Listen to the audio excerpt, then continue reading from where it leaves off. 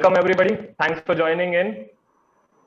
Books, the pages, the smells, the words, the introduction. If you think you have already romanticized with the same, then my friend, this forum is for you. For centuries, we have been revering books. We have been looking up to them. They're respecting the authors. But somewhere we have stood a little back in reading them and implementing and taking its jest in our life and taking it forward. Right now is the time to do that, and at Samvaad, a dialogue, we understand the importance of the same. And to take this legacy of reading books forward, we are coming up with a daily 1 hour non-fictional read. The aim is to read 10 books a year. I know the target is a little small, but let's take baby steps and take it as forward as we can. Uh, the reading session shall be of 40 minutes, followed by 20 minutes of discussion daily. We will bar you for the Saturdays and Sundays, definitely. Won't take your personal time. So, the lineup for the year of 2021, we look forward to continue this for years forward. But for the 2021, we have the books ready, and those we shall start with Backstage, definitely, sir. And moving forward, we shall go through Global Tilt, World is Flat, The Man Who Saved India, The Economists Are, Prisoners of Geography, The Economics of Religion in India, The Black Swan, Public Policy and Politics in India, and lastly, 10 Rules of Successful Nation. The club shall meet daily, Monday to Friday, 5 to 6, Indian Standard Time. So our friends from other countries, kindly adjust your time zones accordingly. We hope that we will not disturb your sleep cycles. And it's our the real pleasure for today is to have Montek sir with us, Montek sirji. I would really like to thank you, sir, for being here today with us and agreeing to, inaugurate this session with your words and a discussion of your book. We are really pleased to have you here. Before moving forward, we would really like to thank our program partners, the Policy Times, American Corner India, students of Economic Association, Arizona State University, USA, Donors Army, Junior CA, Pandit Deen Dayal Energy University's Literature Club, Jharokha, Shiksha Academy, Ahmedabad Book Club. We are really pleased to have all of those program partners with us, because without such partners, maybe we might not have been able to reach the number of subscribers we have reached. So thanks, a huge thanks to all of you once again. Definitely we can't applaud for you through this virtual session, but yeah, we are applauding in our heart. Now I would like to invite Samriddhi to come forward and acquaint us with Samvaad in words. Samriddhi, before she comes forward, I would really like to introduce who Samriddhi is. Beyond being a good friend of mine, Samriddhi is a postgraduate economics student from PDEU, Pandit Deen Dayal University, an author, former secretary of Ahmedabad CA Students Association, and many achievements to her credit. You all might be aware of that. But today, let me add one more vision I see in her accomplishing is to have a book club on economics, finance, businesses, geopolitics, politics, and everything in between. Towards you, Samriddhi. Thank you so much, Kumarpal, for such a lovely introduction. Firstly, I would thank Montek sir for joining with us today.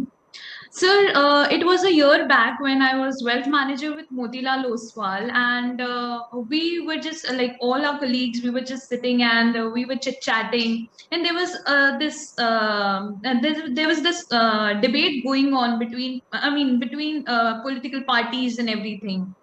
So there was the point of time when I realized that we're not having informed opinions, and therefore this country, like apart from being the largest democracy, this country is the youngest country in the world, yet we don't have opinions of our own. We have opinions based on the opinions.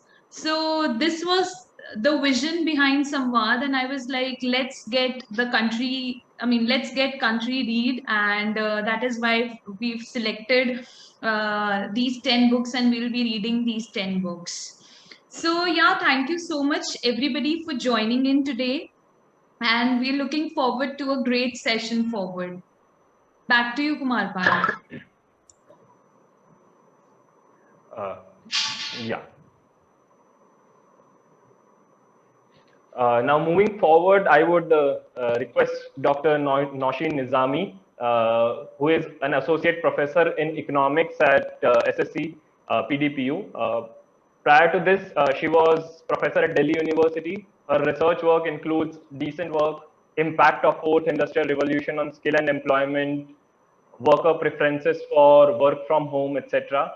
She has 4 books to her name. That's a good, he's in my own opinion, and various chapters and research papers to her client. Uh, to you, Nazim, ma'am, I'd request you to introduce our chief guest. Thank you, Mr. Jain and Samriti, for giving this privilege. Although I personally believe that the national figures and personalities who have driven Indian economy since long, they do not need a formal introduction. We all know Sir very well. True. But for the sake of younger generation, or I would say people born after economic reforms, maybe new economic reforms of 1991, I'll still would have the privilege of introducing him. So, dear all, good evening, everyone. So, Dr. Montek Singh Ahluwalia is an Indian economist and civil servant who was the deputy chairman of the Planning Commission of India, what we know as Niti Aayog now. After graduating from the University of Oxford, Sir joined World Bank. At the young age of 28, he became the youngest division chief in the World Bank's bureaucracy and in charge of income distribution division in the World Bank's Development Research Center. He returned to India in 1979 to take up the position of economic advisor in the Ministry of Finance. He held several senior positions as a civil servant, including Special Secretary to the Prime Minister, Commerce Secretary, Secretary of Department of Economic Affairs in the Finance Ministry, and Finance Secretary. In 2001, he was chosen by Board of International Monetary Fund to be the first director of the newly created Independent Evaluation Office. Sir has been a key figure in the Indian economic reform process. He has consistently pushed for the LPG economic reforms that we all have been studying since a few decades. As Deputy Chairman of the Planning Commission from 2004 onwards, he supervised the preparation of both the 11th plan titled Towards Faster and More Inclusive Growth and subsequently also the 12th plan titled Faster, More Inclusive and Sustainable Growth. President of India awarded him with Padma Vibhushan, the India's second highest civilian honor for public service. Montek, sir, it's our privilege to have you with us, and we look forward to hearing from you. Thank you. On behalf of Samvaad, I am thankful to Dr. Nausheen Nizami for introducing sir. Thank you, Nausheen ma'am. And now I would request Samriddhi to take the event forward. So, with your blessings, now we would officially inaugurate our book club. And I want you to speak about your book Backstage, and which we shall start reading from tomorrow. Well, Samriddhi and others, thank you very much. I really feel quite honored by being invited to kick off this book club idea, which I think is an excellent, excellent idea. I'm really delighted that the younger people are taking an interest in books. One of the big problems with this day and age and the rise of cell phones and the huge amount of traffic that now takes place in the form of WhatsApps and so on, which quite frankly, even I get kind of submerged by. It's a wonderful idea that people are thinking that if you really have active young mind, it's best to look at a book, spend some time on it, reflect on it, kick it about. I don't mean I don't mean that you should respect the books you read, but I think it's great that the idea that difficult issues just cannot be compressed in 3 second, 10 second, 15 second messages or doctored videos and so on. I think it's great. I should say, by the way, that as as a form of communication. Obviously, social media has huge advantages, but I'd feel a lot happier if people who engaged in social media also consciously read books. Because I think once they've got exposed to the notion and the discipline of reading a book, they are in a better position to sift for themselves the sort of information that they constantly get. So thank you for setting up book club. Thank you for inaugurating it with my book. So maybe if you will forgive me for a little bit of self-publicity, let me at least show you what the book looks like. Hopefully you'll all get it from somewhere, but that's what it really looks like. And I hugely enjoyed writing it, and I enjoy even more the fact that younger people are reading it. I think, was it Professor Nizami who said that she was introducing me for the people born after the reforms. All the people born after the reforms are now, well, I mean, actually half the population of the country was born after the reforms. So in a way, older people like us tend to ignore the fact that there's lots and lots of young minds out there who have to now make up their mind about what the big issues are. And I think the opportunity to address that group is very valuable. Now, since you're going to read the book, I don't want to summarize the book, but I do want to tell you what the book is about. I think the book is sort of my account of how ideas on economic policy changed over the period that I was associated with government. And it was a long haul process. I mean, the ideas of change, the need to break out of the sort of economic strategy that we had got locked into for quite some time, gained momentum only gradually. I mean, a little bit of reforms happened in the 1980s when people began to realize that, look, we were not doing as well as other countries were. I mean, the honest truth is that in the 1960s, India's performance was not so bad compared to that of other countries. But around the middle of the 60s, some of the later developers, the Koreas, the Taiwans, the Hong Kongs, and the Singapores, really began to move very rapidly. And in fact, in the 70s, even the East Asian countries began to do well, and we began to do worse and worse. So actually, the gap between our performance and what's happening in the world increased. And I think it was a reflection on why that was so that led to the business of rethinking our economic policy. The first lesson to learn from this is always rethink your policies. I mean, you may have the highest respect for all the old people who made these policies, and let's assume they all made them in good faith. But the world changes, external circumstances change, and very often governments are not given the right feedback on how things are working on the ground.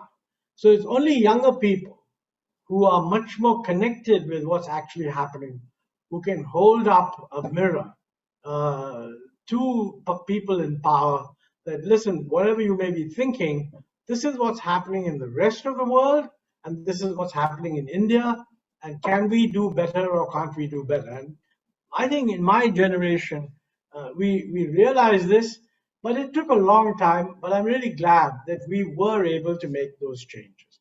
I mean, in 1991, we made some really big changes. We talked about changes earlier, but it was in 1991 that we finally broke through the mold of an excessively controlled system, cut off from the rest of the world, not allowing foreign goods to come in, not allowing foreign imports, not allowing foreign technology, discouraging foreign direct investment, and sort of broke into a much more open economy.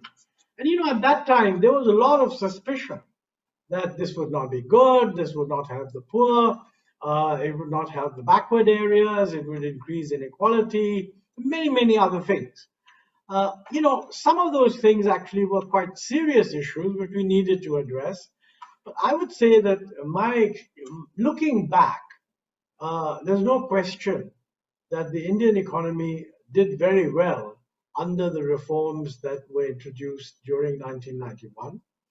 These were not just reforms that were done by one government, although the government that introduced the reforms was the government led by P.V. Narasimha Rao, the then Prime Minister, and the person who more or less masterminded these reforms was Manmohan Singh. In fact, Narasimha Rao had a choice. He was either going to have Manmohan Singh or he was, can you hear me? Yeah, he was he was going to have I.G. Patel, a very similar background person from Gujarat actually. IG, according to what I've heard, didn't want to move, so the choice fell on Dr. Manmohan Singh, and he, of course, carried through the reforms brilliantly. And I think if you look at our growth rate, etc., it did well. We reformed very slowly. We didn't change everything. In a big country, you can't change everything because you need to build a consensus. So I think one of the important lessons of the reforms of 1991 is that there was a lot of investment in trying to persuade people that the fears they have are not actually justified. And if you think about it a little bit more, it may not be such a bad idea. I used to give a lot of lectures in those days as finance secretary. And when I went around the universities, it was quite interesting that I would say that, look, we need to break out. We need to give our youth a better opportunity. The world is changing and so on. And, I would discuss this with the faculty in the faculty common room before the lectures were given. And interestingly, the economics faculty, by and large, was opposed to the reforms because they were much more locked in to the earlier system. And at the end of the lecture, I would always ask the students, tell me, are you in favor of the reforms or not? And 70% of the students were in favor, whereas 80% of the faculty were not. So, this made me think as I get older that the chances are that it's the younger people who have the right answers. So listen to them, or more importantly, talk to them and try to persuade them on why things need to change. And I hope that all the senior people, academics, politicians, etc., listen to that. It's precisely for that reason why it's very important for younger people to think hard about what the issues are and not simply make up their mind based on what they see on WhatsApp and so forth. Hence the importance of your book club. Now, 2 or 3 things that are very important. One is that the Narasimha Rao government was succeeded by a left-of-center coalition government called the United Front, which included the Communist Party of India.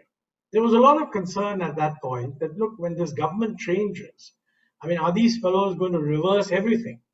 And the good thing is that they didn't. Of course, they criticize each other. In a democracy, it is not the job of the opposition to praise the government. It is the job of the opposition to criticize the government. The real question is that when the opposition comes into power, does it sort of reverse everything, or does it build on what is gained so that the country moves forward? And I think the United Front government from 1996 to 1998 did that. Then it was replaced by the Vajpayee-led NDA government, and there was concern even there that, the Vajpayee government was not supposed to be in favor of foreign investment. It wasn't so much, it wasn't against the private sector, but it was meant to be against foreign investment, opening up the economy and so on. And people wondered, would the government reverse direction? And the good thing is it didn't. The Vajpayee government actually continued the reforms, and then they took credit for it themselves. I have I tell a nice story in this book that on one occasion, early in the life of the NDA government, I was then finance secretary, and Prime Minister Vajpayee was meeting a whole bunch of visiting American businessmen and even occasional policymaker types. And suddenly I was asked to join the meeting. And, this is not usual. Normally, in a prime minister's meeting, they wouldn't ask a finance secretary to join. His own officials would be there. As the meeting went on, and at one point, one of the visiting foreign guests said to him that, Prime Minister, you have been very critical of the previous government. So does this mean you're going to reverse policy? And Mr. Vajpayee said, look, in a democracy, you guys are from a democratic country. In a democracy, I mean, political parties oppose each other.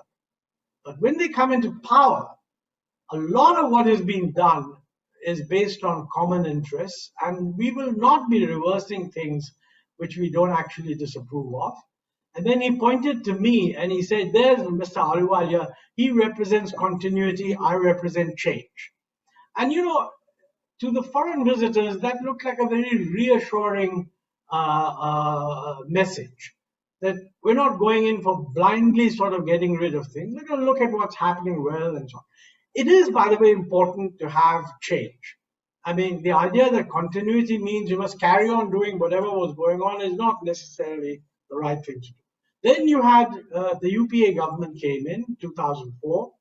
And the Vajpayee government had talked a lot about shining India.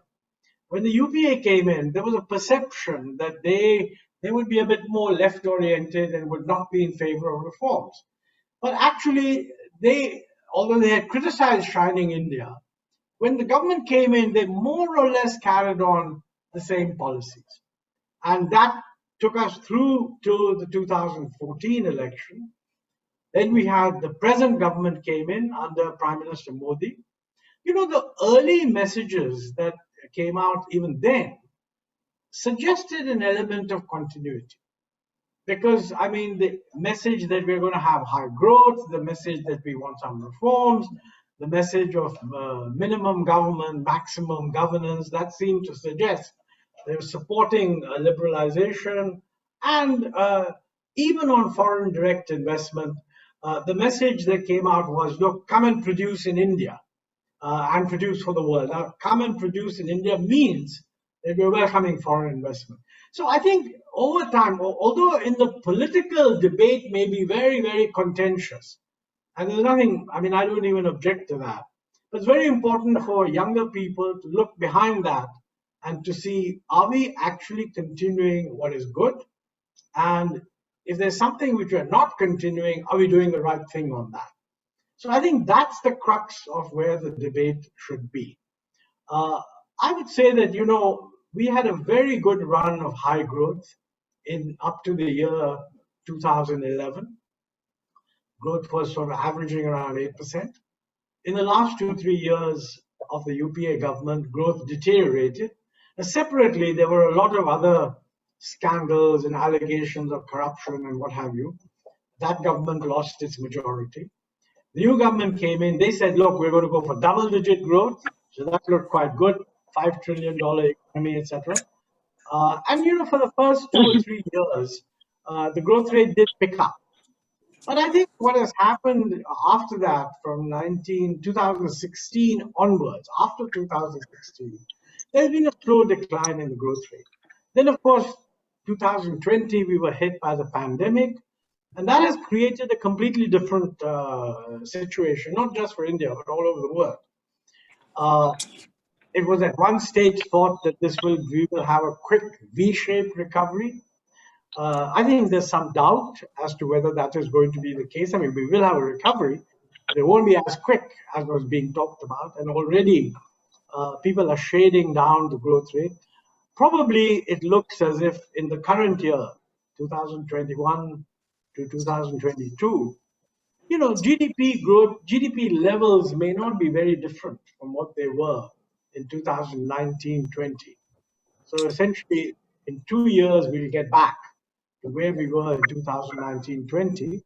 And then the real question is, what are we going to do when we go forward? And that's the big question. Because, the slowing down of growth that occurred is a serious problem. I mean, I believe that India needs to grow somewhere between 7 and 8% per year if we are going to provide the kind of prosperity that the country needs, the kind of jobs that young people need. And if the growth does not take place at that rate, then quite frankly, we will not be producing jobs to satisfy young people. And apart from that, there are some dimensions in which, in spite of all the reforms, our performance has not been good, and we have to correct those. One of those is clearly on education. I mean, I know that when the UPA came in, there was a lot of emphasis given on education. Amartya Sen had criticized India for not doing enough on education, so there were commitments made that we will spend more money, we must bring our children into school and so on. And you know, the fact is that the rate of enrollment has really gone up. But unfortunately, the delivery in terms of end result doesn't seem to show any improvement. So although we are spending more money, we've got many more kids in school. I mean, now the kids attending school are about 97% of the total. So, I mean, those who are not, that's still a problem and we must bring them in. But 97 looks like a very impressive number. However, it still remains true that children in grade 5 are not able to answer questions which they should be able to answer in grade 2. And you know, since in our system we keep promoting kids, whether they do well in exams or not, right up to the 8th standard, these kids keep getting promoted. And since they're not really able to keep track of what's happening, they just effectively fall out of paying any attention. So we are really having huge problems. The second area where we have big problems is health. I won't go on about it because you've seen the result of the pandemic. We have this is not the result of anything that's happened in this year or last year or even the last 2 or 3 years. We've underinvested in health for several years. Now, one of the big problems there, quite frankly, is that health is actually a state subject. It's not a central subject. So the investments in health should ideally be made by the state governments. But state governments have typically preferred to give away freebies and subsidies rather than make investments in health. So it's a huge problem which somehow or the other we must overcome in the next few years. I think it's also true, by the way, that we have lagged behind on technology. You know, we are pretty backward in use of technology. And the fact that we are backward meant that for many years, we could do quite well by just catching up, bringing in technology that existed. And I think in the last 20 years, that has happened in a big way. But I think we now have to consider that given the size of our economy, we must be doing some of our own internal research. And frankly, the quality of the internal research we do is simply not good enough. So how do we create the kind of universities that will be able to produce good research is going to be a big challenge. So there's no dearth of challenges. You know, I want to close by saying that 1991 was a big moment of economic reforms, and we should go back and learn from it and see how it played out, how it was difficult to do, how it got done. But please don't think that the 1991 reforms completed the agenda. They didn't. It was obvious even then that there were many, many more things to be done. And I think we need to look now at the present situation and define the present agenda. Now, there's a lot of consensus on reforms. I mean, if you go to virtually any political party, they will tell you, yes, we want reforms. But you know, what exactly are the reforms we're going to do? And how exactly are we going to do them? That's where the differences are. Let me just close with only one sentence, and that is that on the one hand, we have the objective, we want to see India as a successful economy interacting with the rest of the world. In a way, the Atmanirbhar slogan, which was put forward, was meant to be a way of strengthening India so that it would be able to compete more effectively. I think that's a good slogan and that's a good objective. But the question is, what are the policies that will do that? Here is where I disagree with what we've been doing. In the last several years, we've actually raised customs duties. I think this is a mistake. We should have not raised customs duties. Actually, we should have lowered them because our customs duties are still much higher than those in East Asia. And if we want to integrate with the global supply chain, we have to get away from customs duties. If we are not competitive in certain areas, then we should do what is necessary to become competitive and not raise customs duty. Similarly, in my view, the joining of the Regional Comprehensive Economic Partnership Agreement was a very major advantage. I mean, Prime Minister Modi himself, I think, made a very created a good slogan. Earlier, we used to talk about look east. So what he said was act east. And I thought that's right. I mean, we need to do more.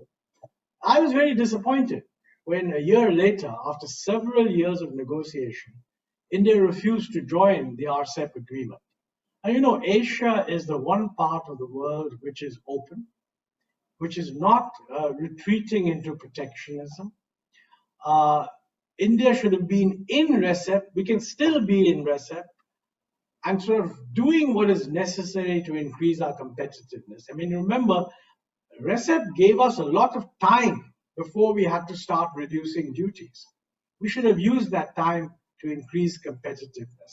Now, here's an example where Atmanirbhar, yes. Making India competitive, yes. Making India part of the global supply chain, these are all government statements, yes. But not joining RCEP, wrong. Raising customs duties, wrong. So I think we need to have what I would call a granular debate, which recognizes that there's a lot of agreement at the level of slogans. But I always say that, you know, we need to break down economic policy into 4 categories. One is slogans, the other is targets, quantitative targets, and the third is policies and programs. So, you know, we've been very good on slogans. I don't think we're very clear on targets. I mean, for example, we were very clear on growth, double-digit growth, $5 trillion economy. Obviously, that target is not going to be met, but that's okay. If you say we're not going to meet that target in 2024, then you should say we're going to meet it in 2026. That will give us a target growth rate after the pandemic is over. Then we can judge year by year whether we are achieving that growth rate. And certainly, I would say that when we talk about Atmanirbhar, we should have a target of what is it that we want our exports to be. And if our exports are not doing that, then we should recognize that we're following the wrong policies. You know, very often people say, oh, you can't increase exports because people have become protectionists. But the fact is, Vietnam has increased its export. Bangladesh has increased its export. So why is India not able to compete with Bangladesh and Vietnam? And as a matter of fact, China has been the world's biggest, most successful producer of simple manufacturers, which has dominated the world. It has moved much higher now. It's going into high technology. It is not going to be satisfied with just selling simple manufacturers. That field is wide open. And I think India should be occupying that field to a much greater extent than is likely at present if we don't reverse these policies that we've introduced. So these are the issues that I think we need to discuss. Anyway, I could go on and on, but a lot of the future is in about 10 pages of the book right at the end, which says that most of the big book is about the past, but here are some thoughts about the future. I'm planning to sit down and write a small book on the future, and I hope that sessions like this will give me a bigger sense of what occupies the minds of younger people, because you're the audience that I'm writing the book for, not my generation. Thank you.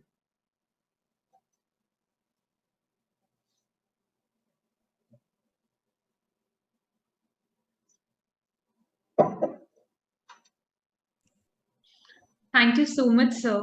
It was genuinely lovely listening to you because I have actually read the book.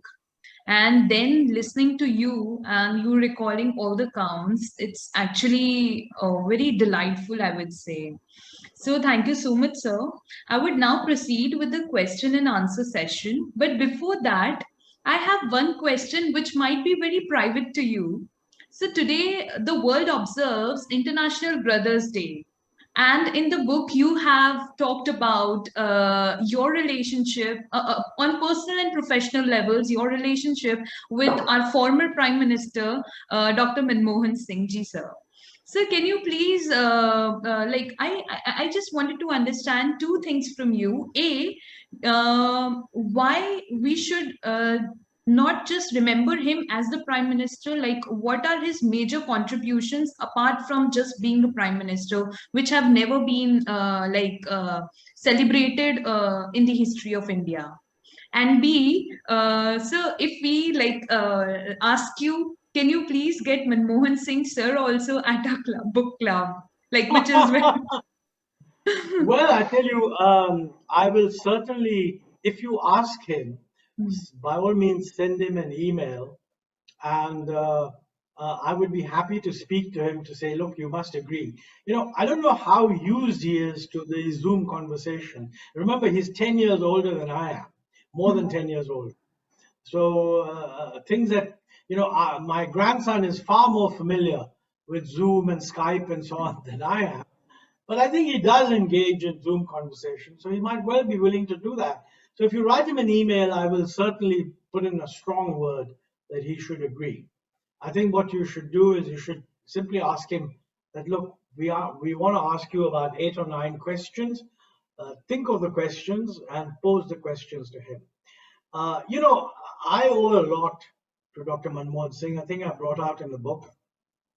He was very critical as a guide, as a mentor, encouraging me to come back to India. I mean, he was the the economic secretary when I applied to become economic advisor. And later on, I mean, he moved out pretty much a few months after I came, but I remained in touch with him. And subsequently, of course, when he became finance minister, I was brought in from the Commerce Ministry to work directly under him as the Secretary of Economic Affairs, the same job that he had held more than 10 years earlier. I mean, it's very difficult for me to summarize, but he's kind of wisdom personified, and he is an amazingly modest person. I would say that in my interactions with him, even when he was pushing policies that he knew were the right policies, he always in the back of his mind had the awareness that those who criticized the policies also had a point of view. When you modernize a system, you disrupt certain things. Now, as an economist, you may say that the gains are worth more than the disruption. But the gains are garnered by the fellows who gain, and the disruptions hit the people who suffer. So from that point of view, you can't just do an arithmetical calculation. I think he has an incredible capacity to convey to people that he cares about the country, he's aware of the complexity of things, and he's also aware of the reasons why they disagree with him. I'll give you a simple example, which I think I mentioned in the book. This is when computerization of the banks was being pushed. Now, in the way the world is changing, if Indian banks had not computerized, India would have been marginalized. yeah. But unfortunately, our trade unions were totally opposed to computerization, totally. And there was a whole delegation that wanted to call on him saying this is completely wrong. Read that part of the book and you'll find it really amusing. But he listened to them all and sort of explained to them that the world is changing and all the rest of it. And I mean, he did it so well that when these guys left, the trade union leaders, he went up to his door and shook each one's hand, saying, thank you for coming. And one of them, who was the most aggressive, he said to him, Mr. Finance Minister, I still don't agree with you. But let me tell you something. My son agrees with you. And I thought that was a very charming appreciation that people know that, some things have to be done, but everybody is caught in his own majboori. So not everyone can agree all the time. And I think he understood that extremely well. And I think he was also very aware that, good results are not the result only of careful planning and getting things right. A lot of it depends on luck. And I think in policy making, he was lucky. We were all lucky. Sir, now I would proceed with a few questions that we have already registered from the subscribers that we got. And I'll start with the first one. Like, with respect to the Indian bureaucracy, so how has things changed? Like, there are certain I mean, students who are appearing for UPSC exams also. So, like, is bureaucracy stable? Like there are so many what do you say, यानी वो होती है ना mysterious चीजें जो हम public में सुनते हैं. As a civil servant, can you please throw some light on that? It's very difficult to throw some light on it. Let me just say one thing, by the way. India needs a top-class bureaucracy. So if there are young people wanting to get into the bureaucracy, and they're obviously competitive, I think that's good for the country. It's not the thing to do if you want to make a huge amount of money, but if you simply want to do a good professional job, there's oodles of things that you can do. I think how effective you can be depends a lot on the political culture in which you operate. I mean, if you're in a political culture where the politicians understand that it's the role of the bureaucrat to give them options and to question their initial instincts, I think it is ultimately the job of the bureaucrat to do what the politician decides. That is clearly the case. Bureaucrats are not substitutes for elected politicians. But bureaucrats must be honest in telling the politicians what's happening and not simply giving them an exaggerated notion of success. That's a tough job to take on. In return for that, what you get is a certain amount of security of tenure. That is, you can't be fired, but you can be moved. And I think many bureaucrats are not happy with the fact that increasingly promotion is going to be affected by ultimately whether the political leadership thinks you're doing a good job or not. Honestly, I think that's the correct thing to do. I mean, you cannot be the political leader responsible for a policy and somehow not have the right to promote people, providing they meet certain basic requirements, who you think are better. So I think bureaucrats do have this tension because they somehow tend to feel that the role of the politicians in deciding who gets promoted should be minimized. I don't actually agree with that view. That's not a very democratic view. But I think what is important is that the security of tenure of the civil servant should not be affected, and his salary should not be affected.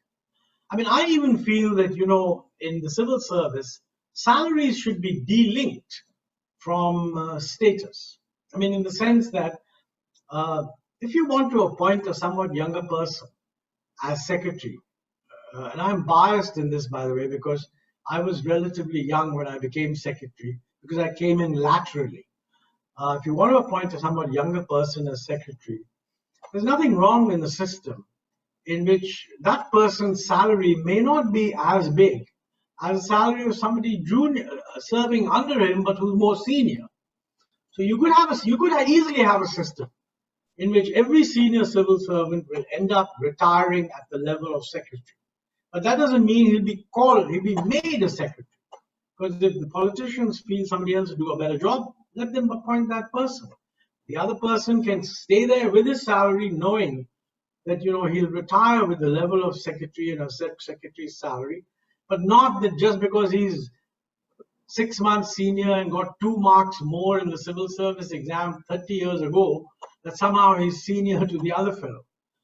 So I think this is, I mean, the amount of good you can do in your life as a civil servant, if you do your job honestly, is enormous. Yes, there are occasions when you'll be frustrated, but that's life. I mean, that would happen even if you did something else.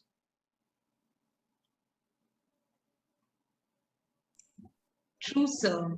So, second question could be slightly controversial because now the fire is burning again. But, sir, I actually read this article printed by the print saying that you were, I mean, आप agricultural reforms के हक में थे. So, sir, like, and now we are seeing farm bill agitations. Like, अभी बीच में तो कुछ ज़्यादा ही हो गया था. लेकिन सर जब आप खुद इनकी प्लानिंग वगैरह कर रहे थे, मॉन्टेक पैनल करके पूरी पैनल बैठी थी for farm bills, and Amarinder Singh ji, if I am not wrong with the name, Amarinder Singh ji was the person who actually opposed it. Sir, do you think that the farm bill issues that we are having now, I mean, do you support it or not? Well, that's a good question. Let me say, when I was in the Planning Commission, I was always of the view that we do need to modernize the marketing system. Okay, so from that point of view, I am in favor of modernizing agricultural markets, and many of the provisions in the Farm Bill I have myself recommended earlier. I think you have to remember, though, that the controversy on the farm bills, when we were discussing it in a context in which agricultural marketing was a state subject. So we would be saying, look, let us have some model laws and let us ask the state governments to implement those model laws. And of course, some state governments did, but many of the ones that are really agriculturally important didn't. And we kept on saying to them, listen, this is good for you, and in due course we'll do it, etc. Why the present laws have become controversial is that the present government, under a certain interpretation of the Constitution, has come to the conclusion that it can legislate in this area. Now, I'm not competent to pronounce on whether that judgment is correct or not. If the judgment is not correct, then the legislation that has been passed is unconstitutional, and you can go to the Supreme Court and have a pronouncement on that. I think what caused the controversy also was that there was not enough discussion. I mean, there was even a call for a vote by one of the parties, and the speaker ruled, no, it can be done by a voice vote. So the perception was that this is being rammed through without discussion. I think the government is right in saying that, these issues have been discussed before. They were, I mean, we ourselves had raised them. But, that is very different from saying when you're making a law, is it discussed in Parliament? And personally, I think it should have been sent to a parliamentary committee. Then the opposition would have had to make some reasoned arguments. And remember, the government itself modified many of the provisions. But of course, by then it had become so politicized that the farmers took the case, no, repeal them entirely. I mean, the very fact that the government agreed to modify means that had they gone to a committee of parliament and the parliament, these issues were raised, then in response to these issues, the government actually said, okay, let us modify our proposal. It would have created a much better environment, avoiding the politicization. Now, it's also true that when politics is alive, I mean, if you give the opposition a chance to politicize something, they will. And that's what's happened. But for example, in my view, the Essential Commodities Act, I have repeatedly said, should have been abolished. But again, the reason why the Essential Commodities Act is a bad idea is because it actually allows you to impose stock restrictions on farm produce, preventing the price from going up. So personally, I was quite happy that they're doing this. They should, I think, have had discussions. But simultaneously, they also banned the export of onions.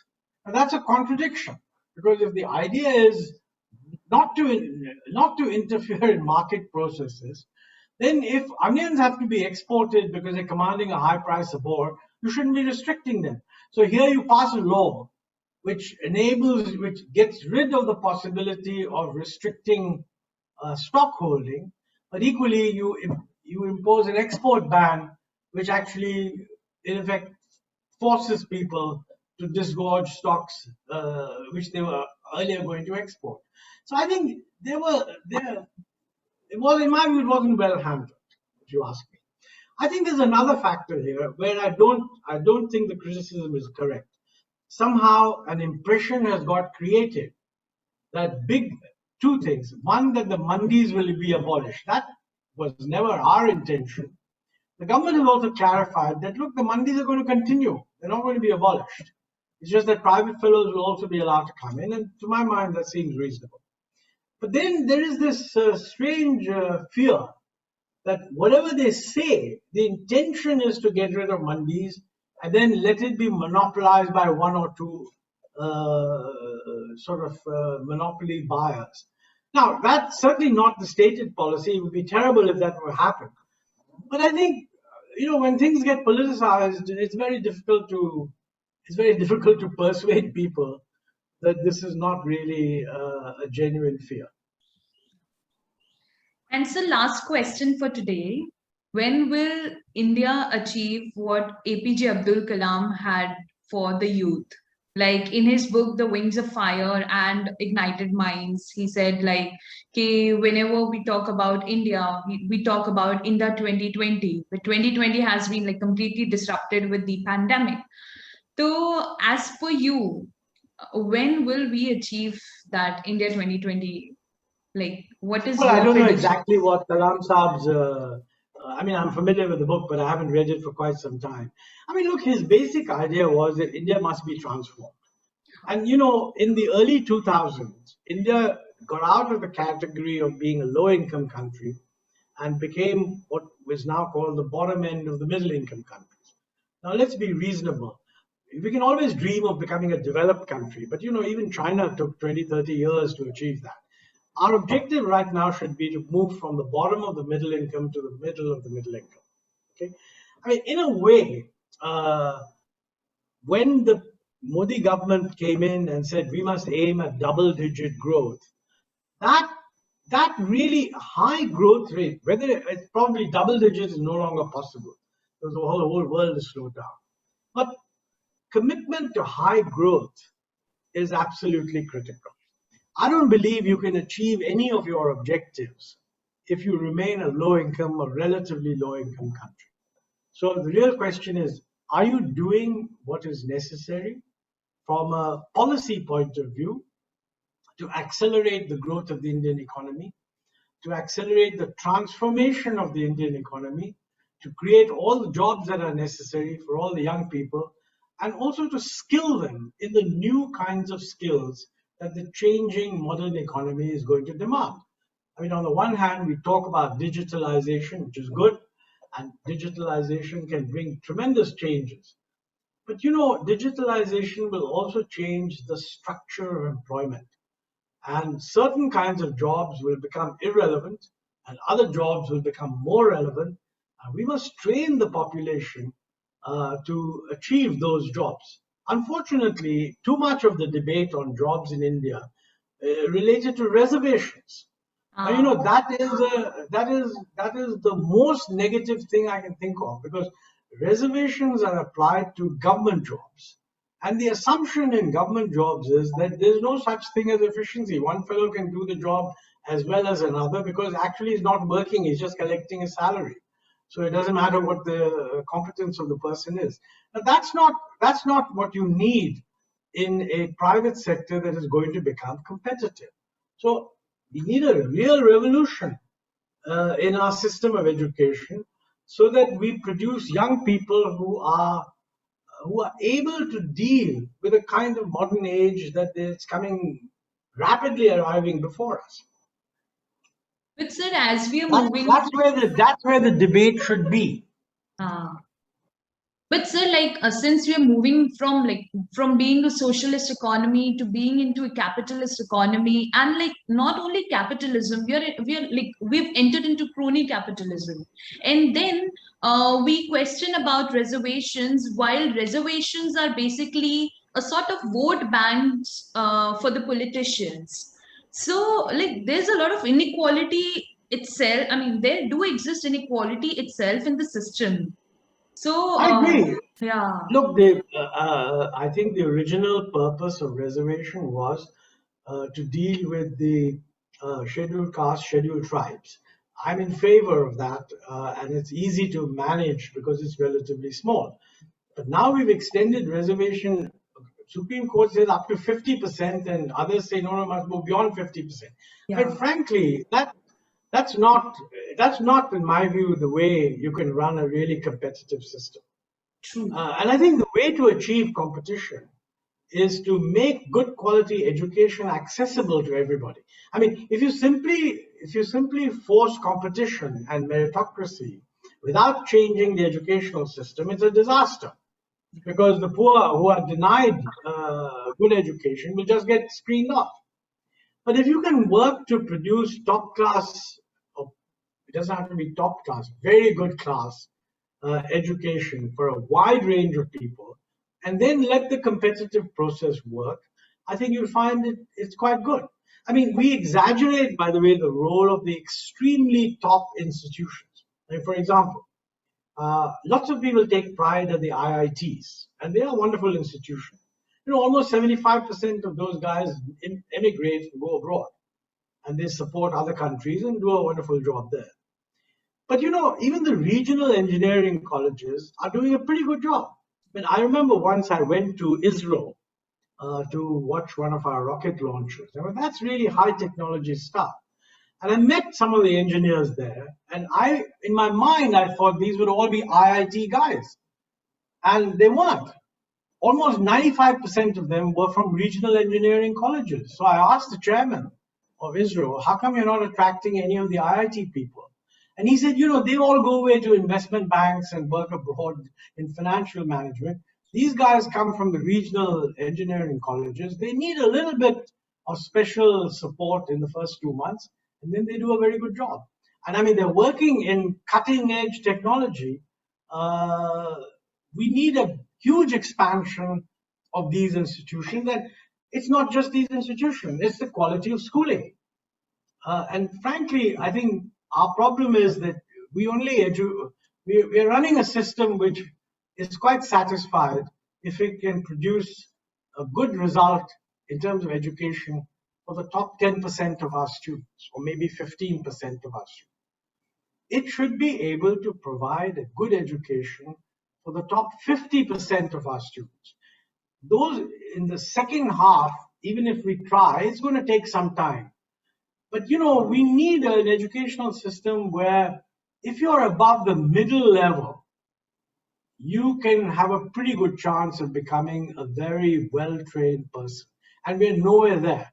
And we're nowhere there, not just, this is not a central government matter, because schools are all a state government matter. Even our best states don't achieve this result.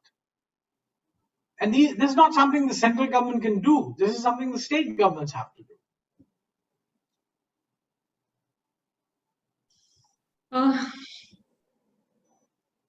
Thank you so much, sir. I would now request Kumarpal to take the session forward. It was really pleasing to listen to you, sir, and I actually look forward to reading the book with the club as well as in person as well. And the question answer section basically takes the proper brainstorming that it opens new. Kumarpal, you're not audible. Not able to think about. Hello. Yeah, there's a lot of lag.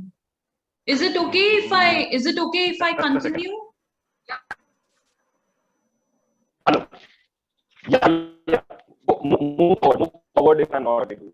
Yeah, that would be better. Am I audible right now, or are you going? No. There's a lot of lag.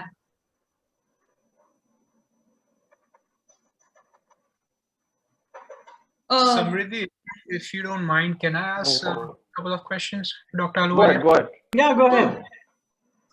Sir, it's an honor, by the way, to join you at this meeting. So a couple of questions I had, and if you can shed some light on it. So when we see that you were one of the person who has been there for decades, and your insight matters to us so much. So my question, first of all, was about partisanship, political partisanship. So when political parties are actively working to not give constructive criticism, but criticism in any like state of affairs, does that do disservice to public policy making and takes it, the country back in making good decisions? Very good question. Actually, in my view, no. I think we should recognize that in a democracy, it's the job of political parties to criticize whoever's in government. Everybody who hears them criticize should say, okay, they're doing their job. What is the government's response to that? And then make up their own mind. I can tell you that, at least in my experience, I used to be very strongly criticized by the left, who would rubbish everything I say on the grounds that this is just pro-capitalist nonsense, etc., etc. But on one occasion in a wedding in Delhi, one of the then leading CPM MPs who was there walked across and said, hello, Mr. Ahluwalia. He said, we criticize you a lot in public, but let me tell you, we respect you a lot. So, I think we have to learn that political parties are doing their job by criticizing. If their criticism is factually wrong or exaggerated, let us take it up. Government should just take it up and assume that the public is intelligent enough to work out what is a valid criticism and what is not a valid criticism. I think, in a way, you see that in every functioning democracy. The difference between a democracy and something else is that in a democracy, whatever criticism can be made of the government is being made by the country's own political system. But the fact that people are criticizing doesn't reduce the legitimacy of the government. But it makes everybody feel that, this is a country that's hearing the pros and the cons, and the political leadership must be handling it somehow. So I don't regard, if a criticism is not constructive, it should be possible in the public debate to demonstrate that this is not constructive, and then the parties themselves will realize that that sort of criticism is not useful.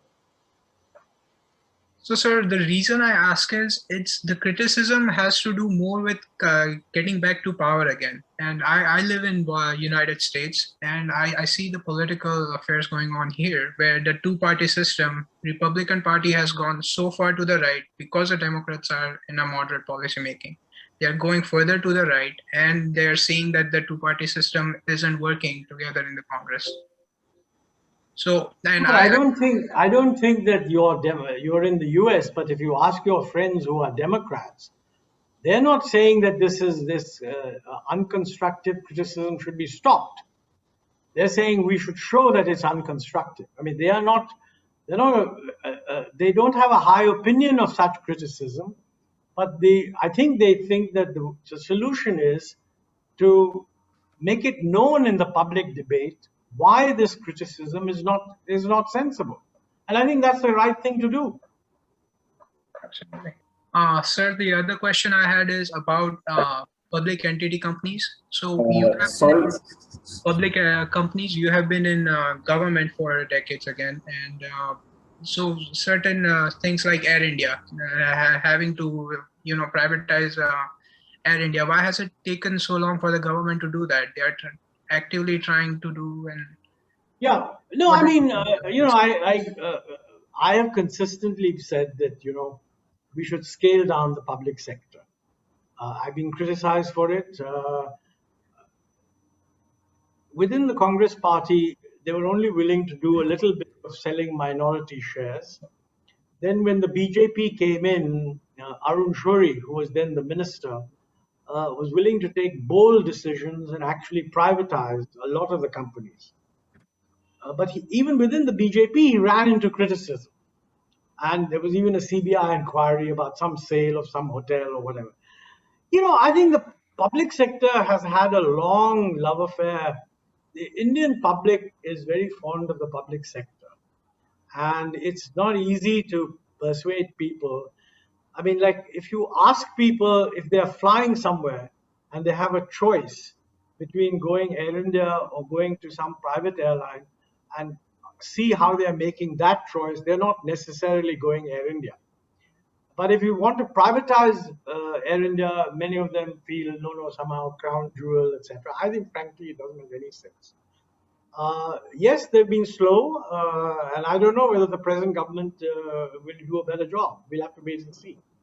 At least the present government is saying that, look, we want to get rid of these enterprises. So the test of that will be, do they succeed? And if they fail, then they should be held responsible. Why are you not able to do it?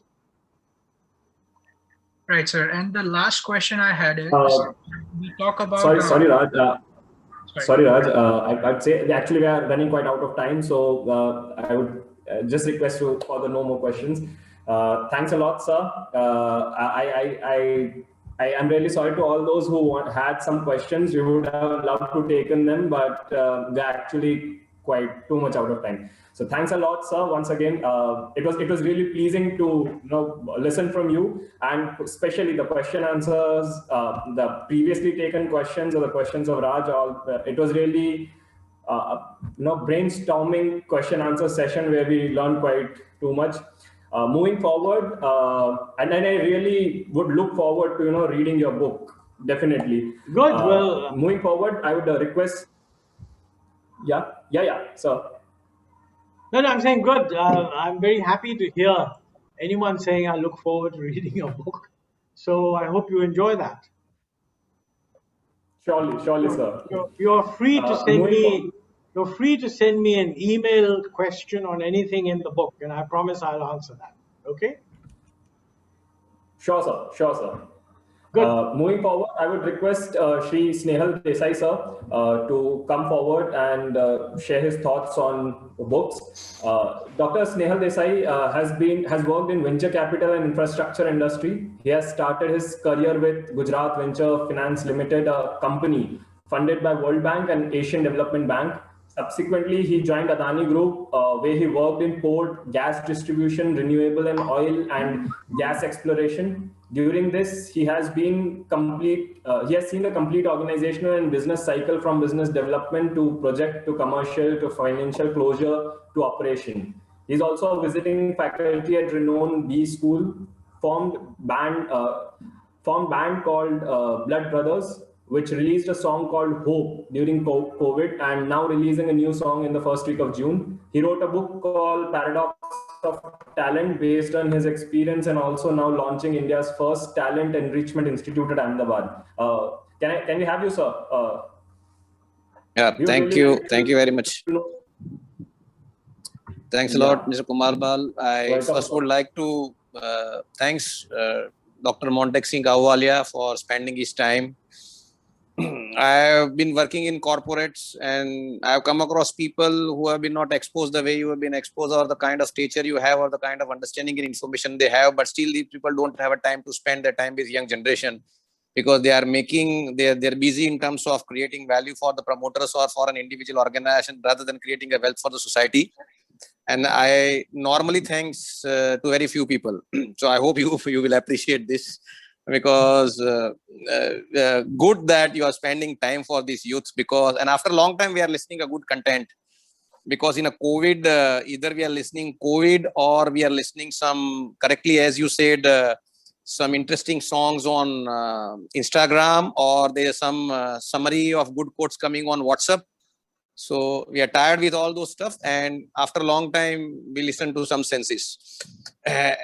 So thanks a lot for spending time for me, for these youth, and for the people who are here. Coming back to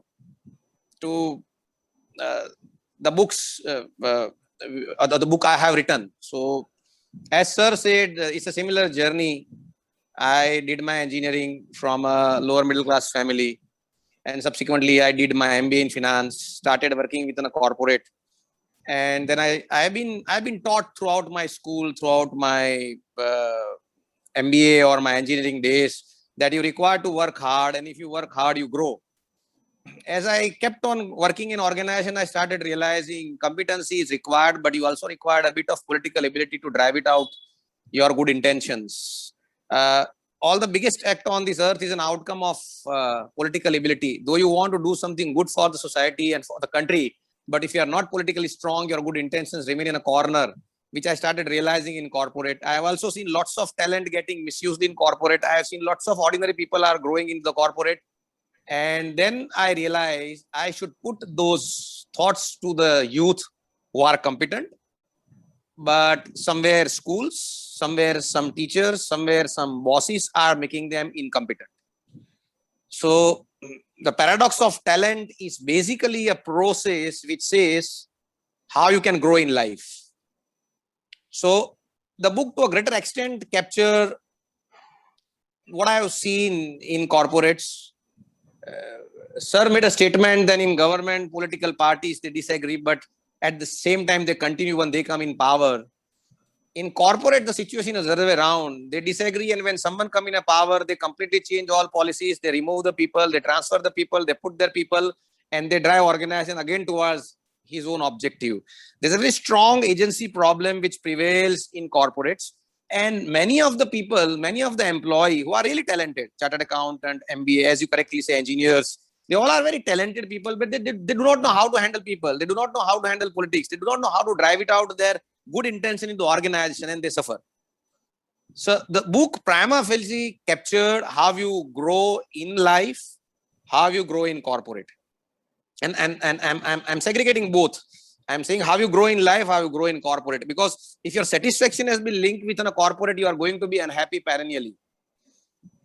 But if you are clear that you are there in corporate to use your professional competency and earn some money, and you are living your life to derive some satisfaction, and you segregate both of this, you will be very happy. So you should not try to derive your happiness from your job. If you get it, you are lucky.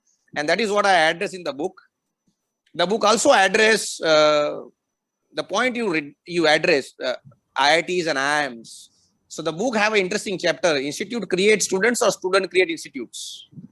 And there we debate really who is responsible for what.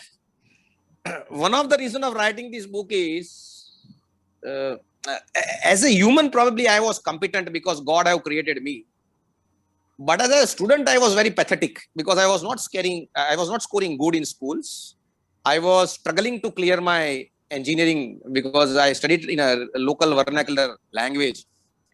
And then later part of time, I kept on doing many things, which has helped me, and I reached to a certain level. And then I thought I should give a hope to the people that if a pathetic student, an ordinary person like me can do something in my life, these people are much more qualified to do many things in their life. And that is what the book addressed. Sir, fortunately, we have sold off 12,000 copies. Using my political contact, using my corporate contacts, using my loyal students, I reached that number, and people are saying that number are decent. And that also gave me a birth to another idea that things are not viable. You require to make things viable. So book may not be good, but you require to sound it that it's really good, because I have read your book. I have read your book 1.5 years back when I read a book called Not Only an Accountant by our ex-CAG. That guy was chartered accountant, and there also because I don't know the content in the book was right or wrong, but through that book I realized how you really see certain industry, coal or aviation, or how you see the government policy. And for the similar angle, I have run through your book. And let me tell you, this youth is there. They should definitely read Robin Sharma. I have no problem. They should definitely read Chetan Bhagat. I have no problem. But they must read this book, because they will start realizing how to see country, how to see nation, how to keep your personal opinion and biasness aside when you are there to achieve an objective for your professional goal. So that's what my book says. Why people should read a book, because when you are addressing some of the things that people disagree, but at the same time they respect you in person, the thoughts were coming in my mind. There was a guy called John C. Bogle who founded a beautiful company called Vanguard Mutual Fund, and he written a beautiful book called Enough.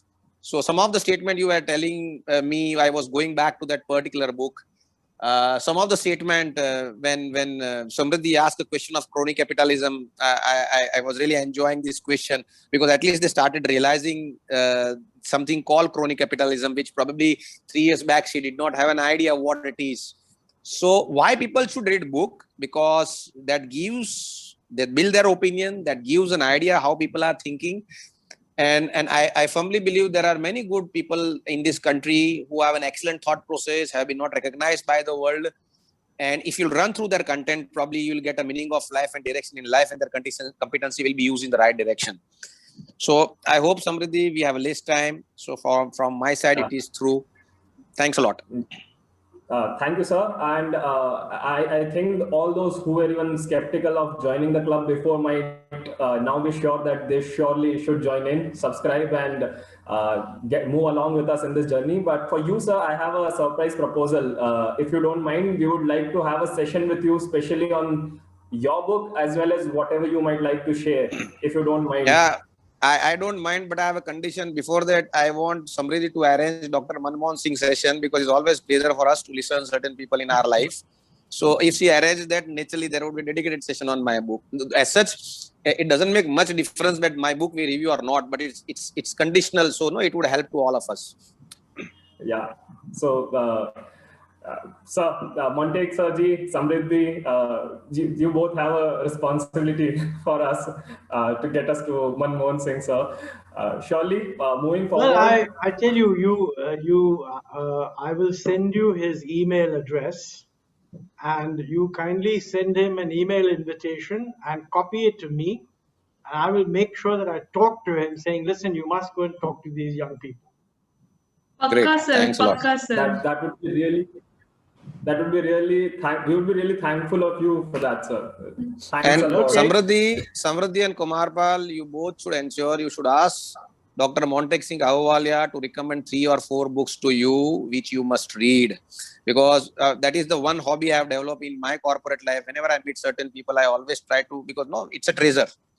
So they have read many stuff, and they are going to give three titles. That means they are the best title they feel. So their summary you are getting in those 3 books. So see to it that you get those 3 titles from them, and also forward it to me, so I'll run through those books. Sure, sir. Sure. Yeah. Next, I would like to invite Shri Akram Bhogji, founder of Policy Times, to share a few words as our program partner. He won't be joining us, Kumarpal. We can move forward with Dr. Harmik Vaishnav, sir, to have a vote of thanks. Yeah, is he available? No, he won't be joining us. Just a second. I would now. Is Dr. Harmik available? Dr. Harmik Vaishnav, sir, is there. Okay. So I request Dr. Harmik ji to give a vote of thanks to our chief guest, Dr. Harmik. Let me give you a small introduction of him to you. Dr. Harmik is a professor at Pandit Deen Dayal Energy University with 12 years of corporate experience.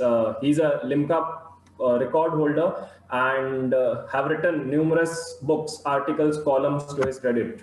On to you, sir. Thank you, Kumarpal. Well, on behalf of all the organizing partners, I would like to thank Montek Singh ji for his valuable time and words of wisdom. Sir, we have heard you on TV, read the newspaper columns, but it was an honor first time to talk to you live like this. It looked like more of a face-to-face conversation rather than a speech. And your words or your session was not only for economics or target to economics, but even for an overall development of any professional and a good citizen. So it was a really great honor, wonderful session, no doubt about it. And to end, it would be apt to quote Shakespeare with a person like you from 12th Night.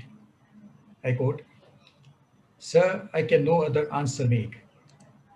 Sir, I can no other answer make, but thanks and ever thanks." End quote. So thank you, sir. Thank you so much. Okay. With this, Thank you. we come to an end to this inaugural session. Samvaad is really blessed to have such dignitaries like Montek Sirji, Nausheen ma'am, Snehal sir, Harmik sir as our guests today. With all of yours blessing, I hope this club is recognized internationally and we leave no stones unturned in our growth towards it. We already are a family of 1100 subscribers. I hope just this number never stops growing. We have reached 13 different states. We hope to reach multiple countries and students from wherever we can get in touch with.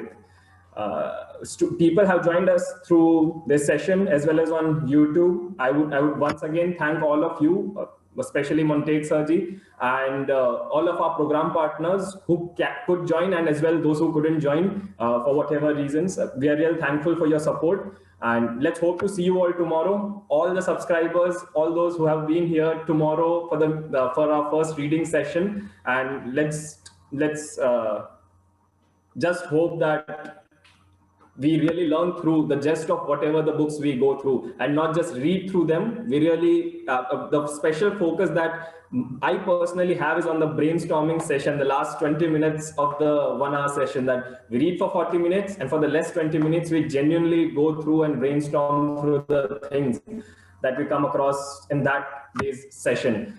Thank you, Samriddhi, for such an initiative. And it's because of your thoughtful and proactive approach that we came across this initiative. So thanks to you especially for this. With all of your permission, signing out. Thank you enough. Team. Thank you and goodbye. Thank you very much. Thanks a lot, sir. Thank you. Thanks a lot. Bye-bye. Thank you and have a great day.